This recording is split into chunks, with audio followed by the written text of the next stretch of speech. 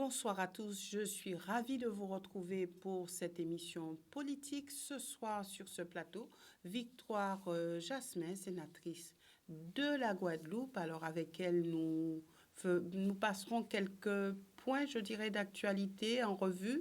Et puis nous parlerons de cette réforme des retraites qui a été adoptée et qui fait couler beaucoup d'encre et je dirais voire plus au niveau de la France entière. Victoire Jasmin, bonsoir et merci d'être avec nous. Eh bien, bonsoir également. Et puis, c'est moi qui vous remercie de me recevoir ici à Canadis. Voilà, donc vous avez eu l'occasion aujourd'hui d'accueillir le ministre délégué des Outre-mer, Jean-François Carenco. Qu'avez-vous retenu de cette rencontre? Qu'a-t-il dit qui serait de nature à attirer l'attention ou du moins à, je vais dire, à faire changer les choses qui ne vont pas, je dirais, en Guadeloupe depuis quelque temps, puisqu'on sait que lors de sa dernière visite, il avait quand même annoncé des choses, il avait donné l'espoir. Donc, qu'a-t-il annoncé concrètement? Eh bien, j'ai eu le plaisir d'accueillir avec d'autres collègues parlementaires, mais aussi la vice-présidente du conseil régional et le président du conseil départemental. Nous avons accueilli, c'est un accueil républicain. Le président de région n'était pas là? Il était représenté par Madame Marie-Luce Panchard. Mais il y avait une rencontre après, d'après l'agenda. Ah non, d'après l'agenda du ministre qui nous a été communiqué, il y avait une rencontre avec M. Harichalus. Donc je pense que là, même bon, c'était dans l'agenda, mais nous étions là pour l'accueil républicain. Le président Losbar était là? Oui. D'accord. Oui, oui. Donc il y avait le président de l'association des maires ainsi que des parlementaires. D'accord. Donc nous étions là. C'était un accueil sympathique au salon de l'aéroport. Donc nous avons échangé avec monsieur le ministre délégué. Donc bon, c'était vraiment assez... C'était bon enfant? Bon enfant, je dirais. Donc il nous a invités aussi à partager un moment demain avec Ernest Pépin parce qu'il y aura un événement également en son honneur.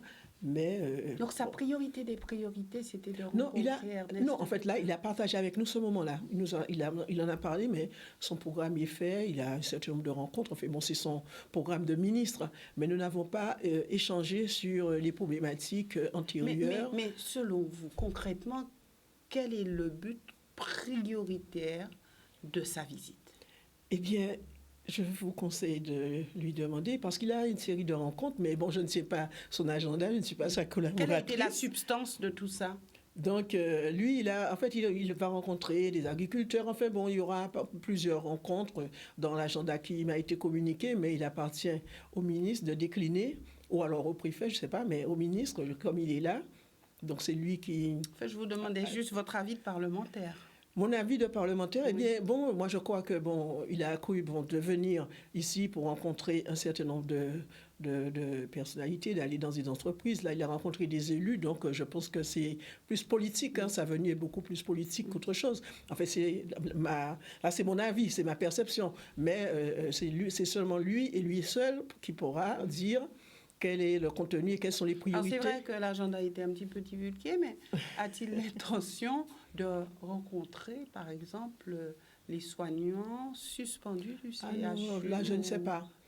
Non, en fait, peut-être la santé les services de la préfecture et lui-même le ministre, parce qu'il est venu avec un certain nombre de conseillers. Mais là, en fait, ça ne m'a pas été communiqué, donc je ne peux pas faire ingérence ni supposer quoi que ce soit. Je n'ai pas d'informations en ce sens. Vous n'avez pas l'intégralité de l'agenda? Non, en fait, j'ai eu ce qui était communicable, en fait, pour nous, en fait. Donc, je ne sais pas. Et demain, vous irez à ce repas? Je n'irai pas, non, je n'irai à aucun des repas. Par contre, il y a l'événement avec M. Pépin. J'avais déjà été invité avant même d'avoir connaissance du contenu du programme du ministre. M. et Mme Saint-Luce avaient déjà communiqué là-dessus parce qu'ils sont les organisateurs aussi. Et là, ils m'avaient déjà invité. Donc là, j'avais déjà répondu positivement. Donc j'irai. Mais le ministre en a également parlé parce que bon, il sera également là. Ça fait partie des choses qui font partie de son agenda, mais pour le reste, c'est à lui de voir. A-t-il quand même parlé un petit peu de cette réforme des retraites?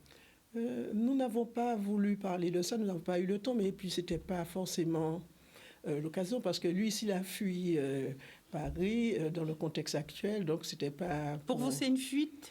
Je ne sais pas, donc, je ne sais pas, c'est moi qui dis, moi je m'autorise. Je le dis, mais il est parti, il est pas à Paris, donc là maintenant je pense que là c'est quand même beaucoup plus serein. Il est venu en territoire tranquille. Je pense. Donc là, il y a quand même un certain nombre de choses et à faire, parce qu'il a rencontré quand même le président de la Agenda, le président de région, le président de Cap Excellence, le président du conseil départemental. Enfin bon, c'est politique. Il est venu pour une visite politique, avec quelques visites, notamment pour une inauguration demain d'un site de plantation bananière. Donc en fait, il y a quand même de l'économique et politique et économique d'après ce que j'ai lu. Mais c'est lui qui pourra décliner et donner le contenu réel et l'intérêt qu'il a pour les différents points de son agenda. Oui. Alors maintenant, il y a d'autres points d'actualité, mais j'aimerais que nous puissions échanger vraiment sur cette réforme des retraites qui fait couler beaucoup d'encre, qui met quand même les Français dans une situation assez compliquée, délicate. Première question là-dessus, que pensez-vous globalement, honnêtement, de cette réforme? Donc, comme je l'ai dit personnellement, mais aussi au sein de mon parti, nous avons toujours dit que ce n'était pas le moment. Parce que c'est une réforme qui arrive de façon très brutale et qui n'a pas été suffisamment préparée parce que quand on regarde bien, l'ensemble des partenaires sociaux, tous les syndicats, sont contre cette réforme. Donc je crois qu'il aurait fallu que le gouvernement travaille davantage avec à la fois les partenaires, mais avec toutes les personnes qui pourraient effectivement, les autres partis y compris. Donc on a bien vu comment ça s'est passé à l'Assemblée nationale. Et c'est pour une fois, en fait, depuis que je suis sénatrice, eh bien, c'est la première fois que je vois qu'un texte arrive au Sénat sans avoir été voté à l'Assemblée nationale. Parce qu'en fait, dans le bicamérisme, ce sont les deux chambres, c'est vrai, mais un texte, une proposition, un projet de loi du gouvernement passe à l'Assemblée et voté, passe au Sénat et voté quel que soit le vote. Mais ce sont les deux chambres. Et après, bon, quand c'est en procédure accélérée, nationale qui a le dernier mot. Après, il y a la commission mixte paritaire et après, ça repasse en fonction de si la CMP elle est conclusive.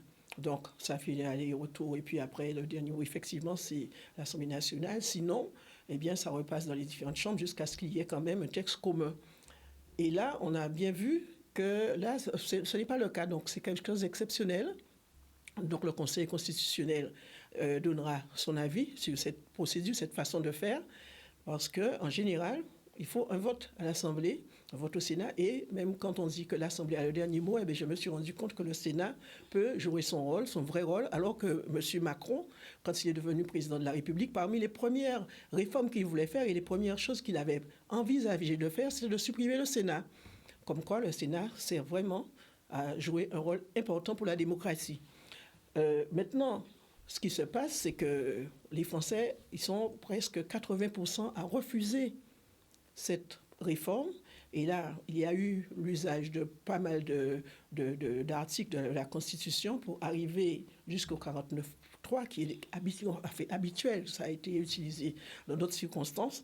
Mais quand on regarde la situation actuelle de la France, je crois que le gouvernement, ce serait beaucoup plus sage d'apaiser, de retirer la réforme, de retirer la proposition, de travailler avec les partenaires, parce que bon, j'ai eu l'occasion, le 18 janvier 2023, lors des questions au gouvernement, alors que le texte n'était pas encore arrivé au Sénat, d'interpeller le gouvernement sur la situation et sur le texte, et sur les difficultés de ce texte, parce que d'une part, ça ne prenait pas compte de la situation des femmes, et pour ce qui concerne les territoires d'outre-mer, rien n'a été fait pour prendre en compte les difficultés de ces territoires et la situation réelle des bénéficiaires. Alors justement, lorsqu'on regarde ce qui se passe concernant cette réforme des retraites, pourquoi, selon vous, il y a autant de remous dans l'Hexagone et pas ici en Guadeloupe? Alors, dans l'Hexagone, je crois que le fait que l'ensemble des syndicats, parce que bon, déjà les syndicats nationaux ne sont pas tous représentés ici, mais ce n'est pas une excuse. Dans l'Hexagone, les gens ont bien vu les difficultés que ça allait générer de façon générale pour toutes les strates. Ici, chez nous, nous avons tenté, en tout cas pour ce qui concerne le Parti socialiste, nous avons tenté d'informer. Nous avons organisé des débats publics sur la Grande Terre, donc aux Abîmes. L'autre, on l'a fait à Saint-Claude. Nous avons organisé des débats publics. Nous avons invité les gens par les réseaux sociaux. En tout cas, nous avons communiqué là-dessus. Nous avons eu un certain nombre de personnes qui sont venues pour s'informer.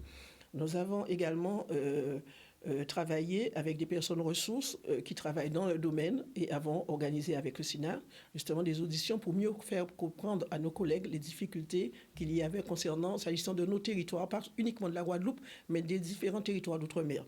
Donc nous avons eu suffisamment d'éléments pour pouvoir dénoncer en quelque sorte ce qui se passait. Je crois qu'ici, les gens sont épuisés. Après la situation que nous avons connue, toute la période de Covid qui était très difficile, très compliquée, avec la situation de toutes les personnes également qui sont suspendues, qui n'ont pas d'emploi, avec toutes les familles qui sont en très grande précarité et en grande difficulté en Guadeloupe. Donc les gens sont épuisés, ils n'ont pas le temps, la force de se mobiliser. Eh bien maintenant, je pense que ce n'est pas, ils n'ont plus d'espoir. La souffrance des Guadeloupéens est arrivée à un tel niveau où les gens ne veulent plus se battre. Comme on dit, ils sont résignés. Et c'est ce qu'il faut craindre. Et moi, je l'avais dit, Madame Boissé, vous vous rappelez, en 2021, en décembre 2021, vous m'aviez invité et je vous avais dit que la situation est très grave. Et que les femmes, pourtant il n'y avait pas encore ce problème de la retraite, mais je vous ai dit que les femmes travaillaient dans tous les secteurs qui sont aujourd'hui en grande difficulté. Tous les secteurs des services à la personne, tous les métiers du care, comme on dit, care, les infirmiers, enfin tous ceux qui sont dans ces secteurs-là, ce sont en priorité des femmes qui ont quelquefois plusieurs enfants à charge, qui s'occupent de beaucoup de choses. Et quand on est dans un système qui ne favorise pas le bien-être des femmes, eh bien, on est dans un système qui va à l'envers, et là, c'est ce qu'il faut craindre. J'avais également évoqué le rapport que j'avais fait. Je ne suis pas psychiatre, je suis professionnel de santé, mais ce n'est pas mon domaine. Pourtant, j'ai été co-rapporteur avec un autre de mes collègues pour un rapport pour la Commission des affaires sociales, et nous avons auditionné des professionnels de la Guadeloupe, entre autres, de l'ARS, de PSM, l'établissement public de santé mentale de Saint-Claude, et aussi d'autres personnels de santé. Et là, quand je vous avais annoncé ce que ce rapport mentionnait, les recommandations qu'il y avait, je vous avais dit que la situation sera dramatique. Et à cela s'ajoute aujourd'hui la situation des retraites. Donc nous sommes dans un contexte où les gens qui se battent, ce sont ceux qui se battent tout le temps. Les syndicats, et on voit que, par exemple, les enseignants, ils ont tenté de faire des choses. Il y a encore des personnes qui veulent se battre, mais ils sont tellement épuisés parce qu'ils ne sont pas entendus. Nous, en tant que politiques... Mais j'ai un élu qui me disait autrefois, oui, mais le problème des retraites n'est pas le même ici en Guadeloupe que dans l'Hexagone, parce que vous avez été adjointe au maire, donc peut-être que vous direz si c'est vrai ou pas, parce que lorsqu'on prend les agents des collectivités, ils n'ont pas envie de partir à la retraite, ils vont jusqu'au bout, jusqu'à 67 ans, parce que ils voudraient même aller plus loin, parce qu'ils n'ont pas envie de partir, ils pensent à la retraite qu'ils auront, etc. Donc, et il dit, chiche, on peut demander à un certain nombre de personnes ici en Guadeloupe si ils veulent partir à la retraite, et vous verrez qu'il n'y en aura pas beaucoup. Alors, est-ce que c'est vrai? Voilà. Non, c'est parce qu'en fait, dans les collectivités, c'est vrai, il y a des personnes qui ont commencé à travailler quelquefois très tôt, mais qui n'ont pas été déclarées. Il faut savoir que beaucoup de personnes qui travaillent, mais y compris dans les collectivités, n'étaient pas déclarées. Il y a des personnes qui travaillent dans les collectivités, mais qui ont été titularisées tardivement, qui sont devenus divorcés tardivement.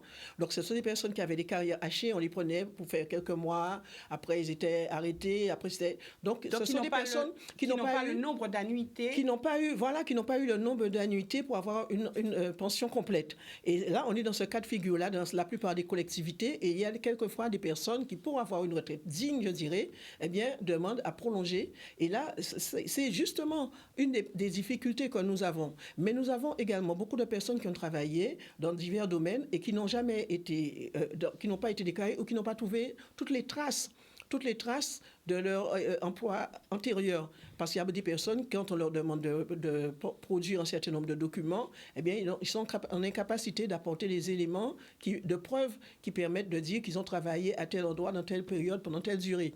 Donc, maintenant que tout est informatisé, donc il y aura de moins en moins de difficultés pour, effectivement, connaître la carrière des gens. Mais dans les collectivités et même dans le privé, on a beaucoup de personnes qui ont beaucoup de mal à retrouver parce qu'ils ont travaillé dans des endroits différents. Donc, ces personnes n'ont pas envie de partir. Donc, il y a des personnes qui n'ont pas envie de partir parce que ce sont des personnes qui, parce qu'elles ont eu, particulièrement pour les femmes, elles ont eu, par exemple, des grossesses, elles ont eu plusieurs enfants, elles ont eu également des ruptures et n'ont pas travaillé de façon continue.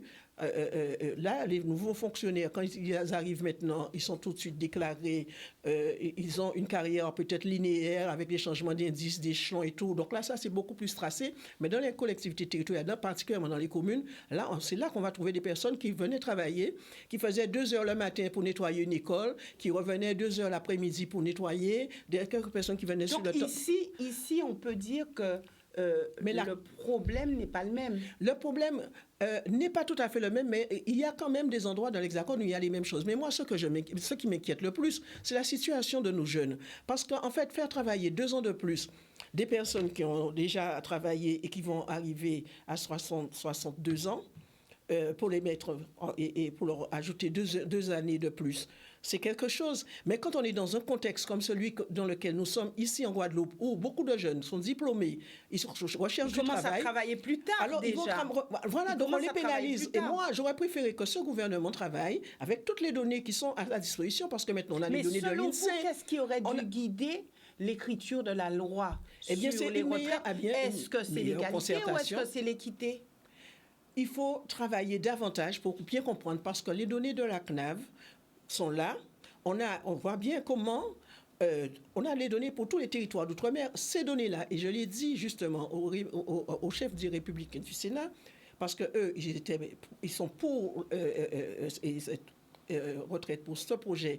Moi, je respecte le choix de chacun, mais s'ils avaient regardé les données ce sont des données fiables, parce que ce sont les données de la caisse de vieillesse, la Caisse nationale d'assurance vieillesse. Ces données-là sont là, et on voit bien la situation de chaque territoire d'outre-mer. On a les données de l'INSEE qui montrent la situation au niveau démographique de nos territoires. On a toutes les données qui nous permettent de voir et d'analyser la situation catastrophique dans laquelle nous sommes. Mais pour vous, la priorité serait dû être la recherche de l'égalité ou la recherche de l'équité? On peut pas parler d'égalité et d'équité de façon aussi simpliste. On doit justement aller au fond des choses. Il y a les données, travailler pour l'ensemble du territoire, y compris les territoires d'outre-mer. C'est ça, parce que rechercher l'égalité par rapport à quoi? Quand on regarde bien, quelqu'un qui ne travaille pas ici aura beaucoup moins de chances de trouver un travail que quelqu'un qui habite quelle que soit la ville et dans l'Hexagone, parce que la personne aura quelques kilomètres à faire en métro, enfin je dirais en RER ou comment je vais dire, en fait, parler des différents avec la RATP dans le train ou n'importe le TGV, voilà ce que je cherchais. Donc les gens vont trouver, ils partent de plus en plus, de toute façon, depuis la partie sanitaire qu'on a connue, beaucoup de personnes partent pour aller habiter ailleurs. Mais ici, où est-ce que la personne va? Il n'y a pas beaucoup d'entreprises. Il y a des entreprises, de très petites entreprises, une majorité de petites entreprises et les grandes, qu'est-ce qu'on peut appeler comme grandes entreprises ici? Lorsqu'on regarde, Victoire Jasmin, ce problème de retraite ne se pose pas. Maintenant, depuis le gouvernement Macron, rappelez-vous, déjà, il y avait Nicolas Sarkozy qui avait reculé d'ailleurs. Là-dessus, il y a François Hollande qui avait parlé de la réforme des retraites. On se rend compte que les gouvernements successifs ont parlé de ce problème de retraite. Alors, est-ce que ce gouvernement avait le choix? Est-ce que ce gouvernement pouvait faire autrement Oui. et comment? Oui, le gouvernement aurait pu faire. Là, très souvent, alors eux, ils évoquent justement les propositions de Marisol Touraine. Mais Marisol Touraine, elle tenait compte des problématiques de pénibilité. Et justement, dans sa réforme, elle proposait justement que pour les personnes qui travaillent dans les secteurs les plus pénibles, que ces personnes-là aient la possibilité de partir plus tôt. Très souvent, on parle de Touraine. Et là, effectivement, quelqu'un qui travaille dans un bureau avec un confort particulier, qui n'est pas... Parce que là, les éboueurs, partir à 64 ans pour un éboueur, moi, je vais les voir, ils passent tout le temps. Eh bien, ce sont des gens qui font de la manutention. On parle de pénibilité. La pénibilité est dans beaucoup de secteurs. Et là, justement, dans la réforme qui est présentée, ils ont enlevé tout cela. Donc, la réforme de Marisol Touraine valait ce qu'elle valait, mais on tenait compte des personnes et des métiers. Eh bien là, tout est remis en cause et tout ça, ça a été évacué. Donc ça quand même, c'est pas une bonne chose. La deuxième chose, c'est que négocier pour une fois, parce que très souvent, on voit que l'ensemble des syndicats ne sont pas d'accord. On va trouver certains qui sont pour ou contre, mais ils ne sont pas unanimes. Eh bien là, pourquoi ils sont tous d'accord pour qu'il y ait un retrait? Et c'est ce que nous demandons également, un retrait. Il faut travailler davantage la proposition. Là, c'est un projet du gouvernement. Le gouvernement doit tenir compte de la pluralité des situations pour pouvoir proposer quelque chose, mais pas n'importe quoi. Dans le travailler plus pour gagner plus. Travailler plus pour gagner plus, eh bien moi, je ne suis pas forcément contre qu'on travaille plus pour gagner plus. Mais s'il faut que les gens crèvent au travail, ou que de plus en plus, on voit des personnes qui n'ont même pas le temps de faire une journée de retraite. Il y a des personnes, moi, il n'y a pas bien longtemps, j'arrive chez moi, un de mes voisins me dit, mais tu as entendu la mauvaise nouvelle? Quelle nouvelle? Une de mes voisines qui devait partir à la retraite au mois de mars. Eh bien, en février, elle est partie, brusquement. À cause de quoi? Eh bien, bon, mais je vous dis brusquement, elle était dans une rencontre avec d'autres personnes, elle tombe, elle meurt. Une jeune dame, plus jeune que moi, parce que moi j'ai un certain âge, et moi je dis qu'on doit pouvoir travailler, cotiser, mais vivre, profiter, avoir le temps de faire quelque chose. Et là maintenant, en prolongeant, parce qu'il y a des secteurs dans lesquels les gens travaillent, et c'est pénible, il faut reconnaître cette pénibilité-là. Eh bien non, ils ont tout évacué. Faire travailler les personnes qui le veulent, qui le souhaitent, parce que c'était déjà le cas, et vous venez de l'évoquer, il y a des personnes qui veulent travailler plus longtemps. Mais mettre dans la loi que c'est comme ça, qu'il faut prolonger pour tous ceux qui devaient partir peut-être à 50. Donc les gens devraient avoir le choix, selon vous. Le gouvernement n'a pas besoin de s'immiscer là-dedans en disant qu'il faut progressivement revoir peut-être là, mais là, les documents que nous avons eus, et nous avons au niveau, parce que je fais partie de la Commission des affaires sociales du Sénat, et au sein de mon groupe, nous avons auditionné le président du Conseil d'orientation des retraites, qui nous a dit qu'il n'y avait pas d'urgence.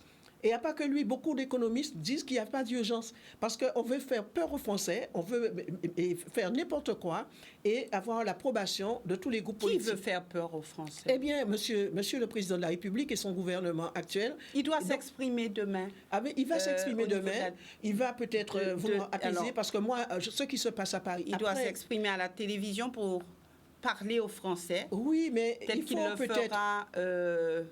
Mais non, mais là, quand on voit l'état de son pays, oui. Est-ce que c'est normal qu'on soit dans cet état-là après une crise sanitaire où lui, en déclarant, en nous disant que la guerre, qu'on était en guerre avec une crise sanitaire, les gens sortent à peine de cette crise, de cette situation de crise. Et bien là, maintenant, regardez comment c'est. Moi, ça fait de la peine de voir autant de personnes dans la rue et de tous les âges. Donc, c'est que les gens savent très bien ce que ça comporte que de changer le système. Moi, je dis, le système à répartition, c'est un système qu'il faut entretenir, mais il ne faut pas faire de façon brutale, de façon incohérente aussi. Non, et quand ça fait 80% des gens qui sont à la rue, il faut à un moment... Faut-il jumeler répartition et capitalisation? Eh bien, mais si les capitaux...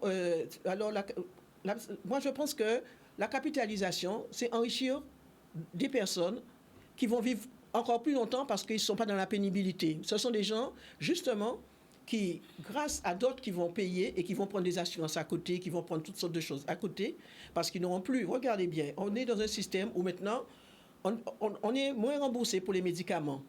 On va faire des interventions, on est moins remboursé assez souvent. Des personnes qui vont à la pharmacie, on leur demande de payer pratiquement tout. Donc, à un moment donné, les personnes sont obligées de payer à côté une mutuelle.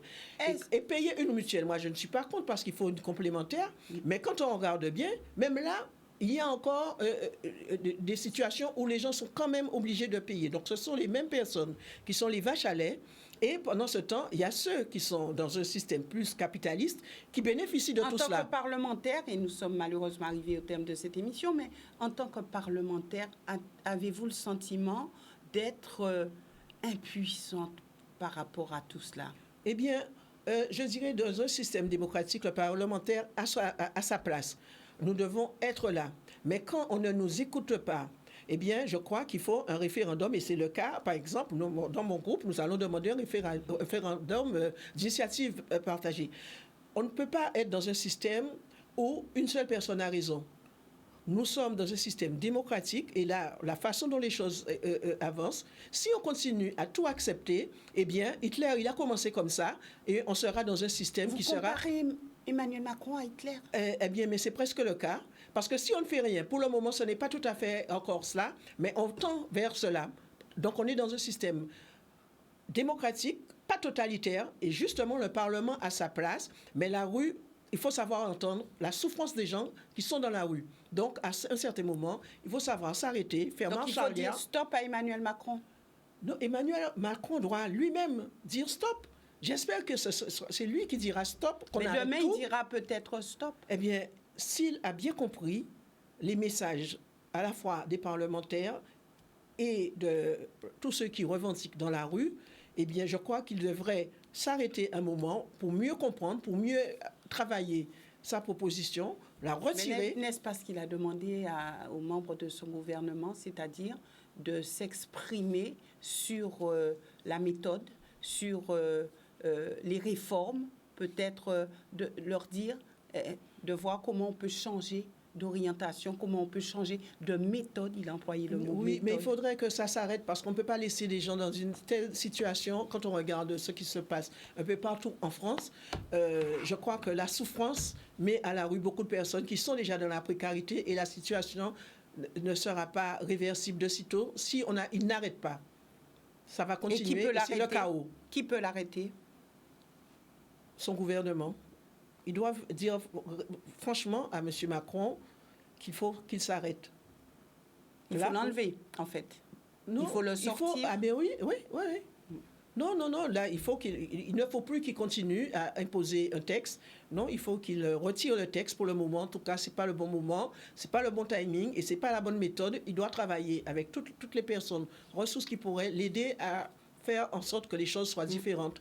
On verra demain ce qu'il aura à dire. Le bonheur des Français doit passer avant tout. Merci Victoire Jasmin d'être venue sur ce plateau. Merci aussi à vous téléspectateurs de nous avoir suivis. Demain, vous avez donc une émission spéciale. Ne ratez pas dans le cadre des émissions que les choses soient dites. Vous serez au cœur d'une vie, au cœur de la vie de Dominique Panol. Donc surtout, ne ratez pas ce rendez-vous dès 20h au cœur d'une vie. Excellente soirée à tous.